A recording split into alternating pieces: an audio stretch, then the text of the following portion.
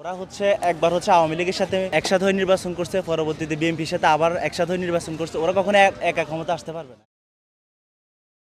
আগামী জাতীয় নির্বাচনে আপনি কোন দলকে সরকার হিসেবে দেখতে যাচ্ছেন? বিএনপি ইসলামী দল কখনো একা ক্ষমতা আসতে পারবে না। ওরা একবার আওয়ামী লীগের সাথে একসাথে হয়ে নির্বাচন করছে, পরবর্তীতে বিএনপির সাথে আবার একসাথে হয়ে নির্বাচন করছে। ওরা কখনো একা ক্ষমতা আসতে পারবে না। এখন জনগণ ভাবতেছে যে দুই দলই ক্ষমতা আসছে, ওরা চাইলে নির্বাচন করবে। এটা আসলে ভুল। ওরা নির্বাচন করতে পারবে, কিন্তু ওরা 300 আসনে হলে কখনো জয় হতে পারবে না। বাংলাদেশের 80% মানুষই আপনি বিএনপি সাপোর্ট করে, আপনি খেয়াল করে দেখবেন।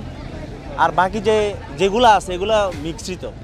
আপনার কাছে দেশের কোন সমস্যাটা বেশি বলে মনে হচ্ছে, যেটার দ্রুত সংস্কার বা সমাধান দরকার? মিথ্যা মামলা, এটা নিয়ে আসলে এই দল ক্ষমতা আসলে এই দলের উপর মিথ্যা মামলা দিয়ে দিচ্ছে, ওই দল ক্ষমতা আসলে ওই দলই মিথ্যা মামলায় শিকার হচ্ছে। এই জিনিসটা সংস্কার করতে হবে।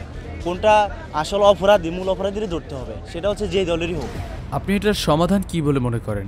বাংলাদেশের মানুষ আসলে কোন দলটাকে ক্ষমতায় চাচ্ছে, এটা হবে একটা সুষ্ঠু নির্বাচনের মাধ্যমে। এটা যে দলই হোক, বিএনপি হোক, আওয়ামী লীগ হোক, এটা মানুষের ভোটে নির্বাচিত হবে। জনগণই সিলেক্ট করবে কে ভোট বেশি পায়, ওইভাবে সরকার নির্বাচিত হবে। ওইভাবে মানুষ যার ইচ্ছে মতো ভোট দিতে পারবে, এখানে কোনো বাধাগ্রস্ত হতে পারবে না।